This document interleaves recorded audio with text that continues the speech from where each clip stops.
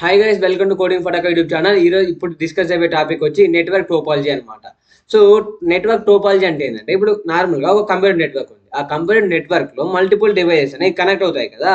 So ఆ multiple devices అనేవి ఏ స్ట్రక్చర్లో connect అవ్వాలి, ఎలా కనెక్ట్ చేస్తే ఏమవుతుంది అని చెప్పేదే ఒక network topology guys. So network topology is a way to define the structure how the different components of a network connected each other. ఈ నెట్వర్క్ యొక్క కాంపోనెంట్స్ అనేవి, డిఫరెంట్ కాంపోనెంట్స్ అనేవి ఎలా కనెక్టెడ్ ఈచ్ అదర్, ఏ స్ట్రక్చర్ లో connect అయి ఉన్నాయో అది చెప్తుంది అనమాట. సో ఇప్పుడు ఇక్కడ మనకి ఫస్ట్ ఉండేది వచ్చి point to point topology guys. Point to point topology అనేది ఇక్కడ ఏమవుతుందంటే, ఈ పాయింట్ టోపాలజీలో ఇక్కడ ఒక సెండర్ ఉన్నాడు, ఈ సెండరు అండ్ ఇక్కడ ఒక రిసీవర్ ఉన్నాడు. సో ఇప్పుడు ఇక్కడ నుంచి కానీ మనం డేటాని ట్రాన్స్మిట్ చేస్తే ఇక్కడ ఏమవుతుంది, అది రిసీవ్ అవుతుంది. సో ఇక్కడ నుంచి కానీ మీరు ట్రాన్స్మిట్ చేస్తే అక్కడికి ఏమవుతుంది, అది సెండర్కి రిసీవర్ ట్రాన్స్మిట్ చేస్తే డేటా అనేది ఇక్కడ సెండర్ అనే వాళ్ళు రిసీవ్ చేసుకుంటారు అనమాట. సో ఇక్కడ పాయింట్ టు పాయింట్ ఉంటుంది, అంటే ఈ పాయింట్ నుంచి ఈ పాయింట్కి, ఇక్కడ ఎక్స్ అనే పాయింట్ నుంచి వై అనే పాయింట్కి డేటాని ట్రాన్స్మిట్ చేస్తున్నా. సో ఇక్కడ పాయింట్ టు పాయింట్ టోపాలజీ అంటారు అనమాట దీన్ని. మీకు ముందే కానీ సెండర్ ఎవరో రిసీవర్ ఎవరో తెలిసిపోతే దిస్ టైప్ ఆఫ్ టోపాలజీని మనం ఏమంటామంటే పాయింట్ టు పాయింట్ అంటాం గైస్. సో దీనివల్ల ఇక్కడ ట్రాన్స్మిషన్ రేట్ అనేది హైగా ఉంటుంది, ఎందుకంటే ఇక్కడ బ్యాండ్ విడ్త్ కూడా ఎక్కువగా ఉంటుంది గైస్. మీకు డెస్టినేషన్ తెలుసు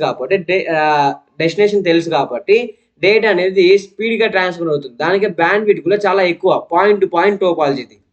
next topology is also a one type of network topology used to connect multiple devices together. And here the main advantage of mesh topology and the point is every computer in the network is connected to every another computer within the same network. ఒక same network లో ప్రతి ఒక్క computer ఇంకొక computer తో connect అయి ఉంటుంది అనమాట. దేంట్లో, మెష్ టోపాలజీలో. ఇది యూజ్ చేసుకునే ప్రోటోకాల్స్ ఏంటంటే DHCP protocol, dynamic host configuration protocol and ad hoc configuration protocol guys. ఆ ప్రోటోకాల్స్ అయితే ఇది యూజ్ చేసుకుంటుంది అనమాట, ఈ మెష్ టోపాలజీ అనేది. అండ్ ఇక్కడ దీని యొక్క మెయిన్ అడ్వాంటేజ్ ఏంటంటే కమ్యూనికేషన్ అనేది చాలా ఫాస్ట్గా ఉంటుంది గైస్.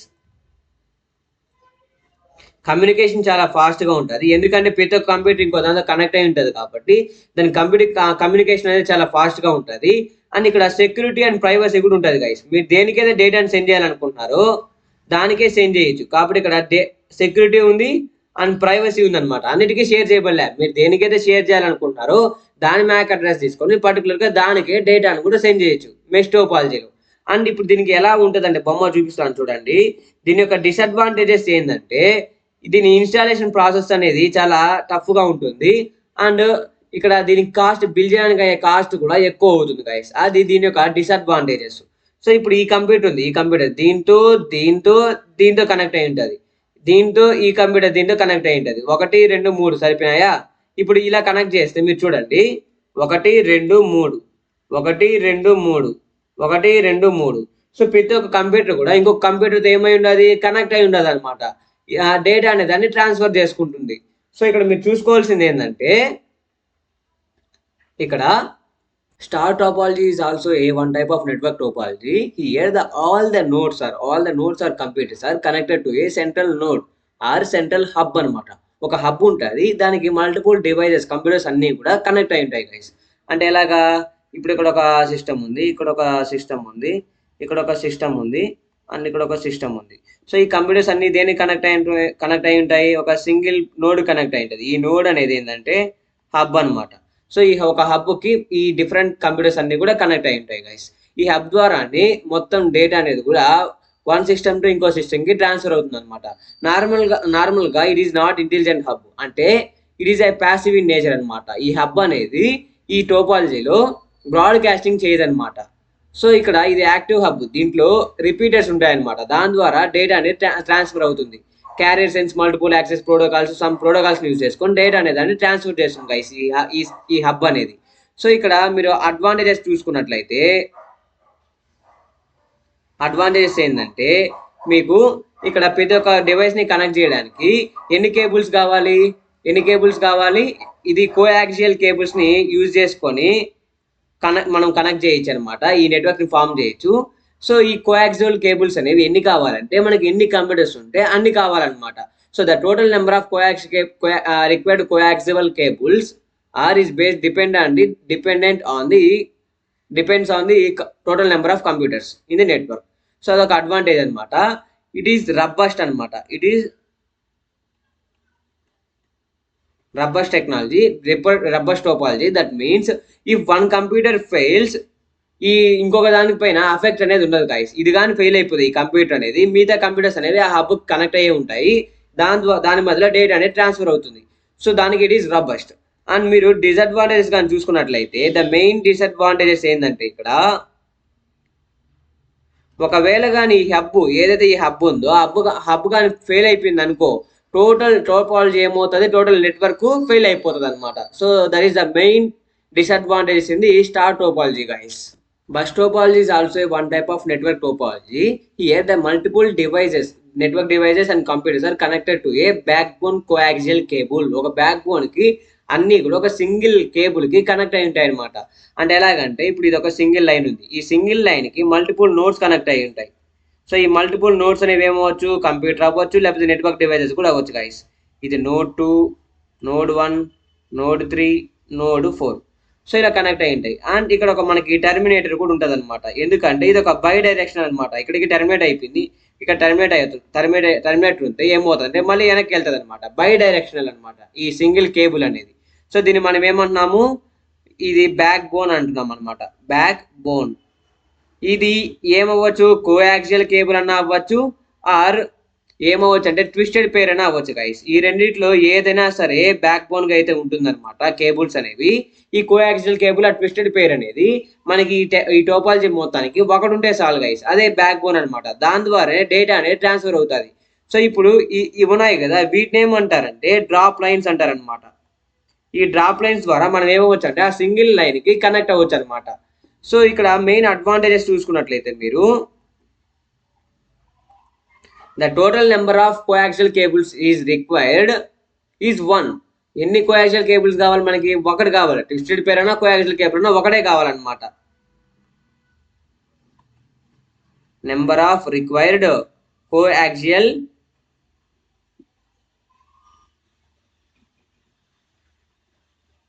వన్.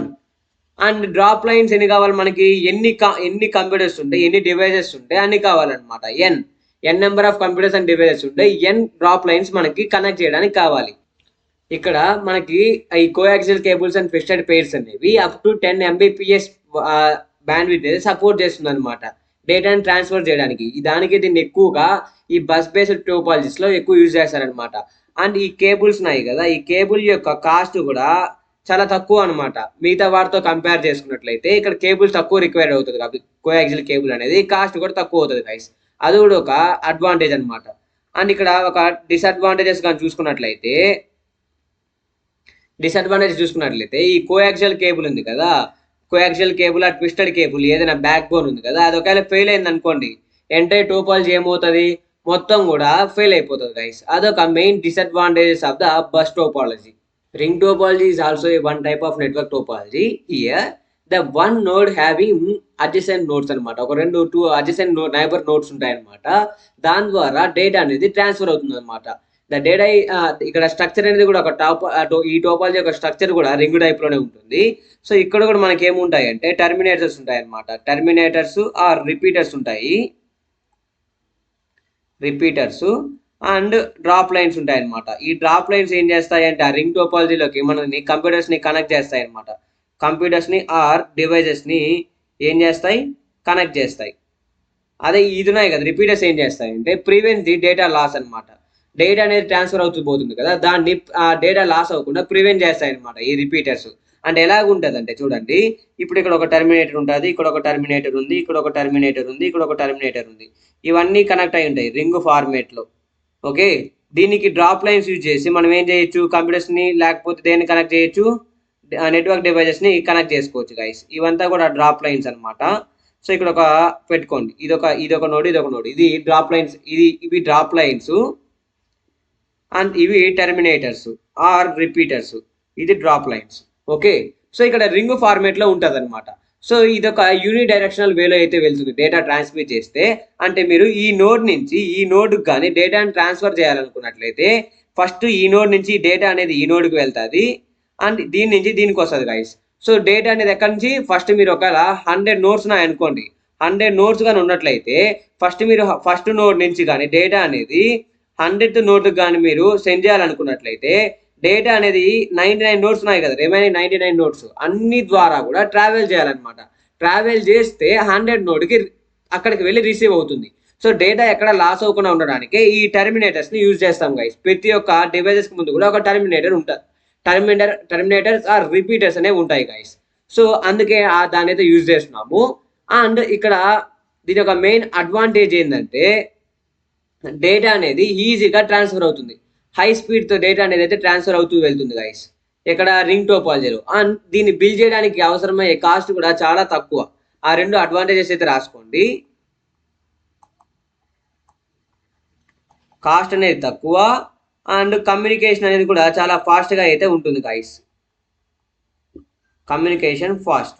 అండ్ డిసడ్వాంటేజెస్ చూసుకున్నట్లయితే మీరు ఇక్కడ డిసడ్వాంటేజ్ ఏంటంటే ఒకవేళ కానీ ఒక కంప్యూటర్ కానీ ఫెయిల్ అయిపోతే, ఒక కంప్యూటర్ కానీ ఒక రిపీటర్ దగ్గర ఒక కనెక్షన్ కానీ కట్ అయిపోతే హోల్ ఈ రింగ్ టోపాలజీ మొత్తం కూడా ఫెయిల్ అయిపోతుంది గైస్. ఎందుకంటే మీరు ఈ డేటాని ఇక్కడ సెండ్ చేస్తున్నప్పుడు డేటా అనేది ఇక్కడికి రిసీవ్ అవుతుంది. అప్పుడు ఇక్కడ కానీ ఇది ఫెయిల్ అయిపోతే అప్పుడు ఏమవుతుంది, ఇక్కడ నుంచి డేటా అనేది ఇంకో దానికి పాస్ అవ్వదు కాబట్టి మొత్తం టోపాలజీ ఫెయిల్ అయిపోతుంది, నెట్వర్క్ ఫెయిల్ అయిపోతుంది. So if one system fail whole ఏమవుతుంది, నెట్వర్క్ అనేది ఫెయిల్ అయిపోతుంది. అదనమాట, అదొక మెయిన్ డిసడ్వాంటేజ్. అండ్ ఇక్కడ ఏంది ఇంకోటి సెక్యూరిటీ ఉండదు అనమాట. ఇది లెస్ సెక్యూర్ అనమాట. ఎందుకంటే డేటా అనేది ప్రతి పక్కన నైబర్కి పంపిస్తున్నాం కాబట్టి డేటా అనేది వాళ్ళు కూడా యాక్సెస్ చేసుకునే దానికి ఛాన్స్ ఉంటుంది. సో ఇక్కడ సెక్యూరిటీ ఏముంది, లెస్ సెక్యూరిటీ ఉంటుంది. అదొక డిసడ్వాంటేజెస్ అనమాట రింగ్ టోపాలజీలో. సో ఇది ఒక బై డైరెక్షన్ కూడా అని చెప్పుకోవచ్చు. ఇది యూని డైరెక్షనల్లే, బట్ మనం బై డైరెక్షన్లో సెండ్ చేయొచ్చు. అంటే పోతే అటన్నా పోవాలి లేకపోతే ఇటన్నా పోవాలి. ఇప్పుడు చూడండి, పోతే ఇటన్నా పోవాలి లేకపోతే డేటాని ఇటన్నా సెండ్ చేయాలన్నమాట. ఇది 1, ఇది 2, ఇది 3, ఇది 4 అనుకోండి. ఇప్పుడు 1 నుంచి 4 ఇలాగైనా సెండ్ చేయొచ్చు. 1 నుంచి 2, 3, 4 అని చెప్పి ఇలా తిరుక్కొని ఇటన్నా సెండ్ చేయొచ్చు.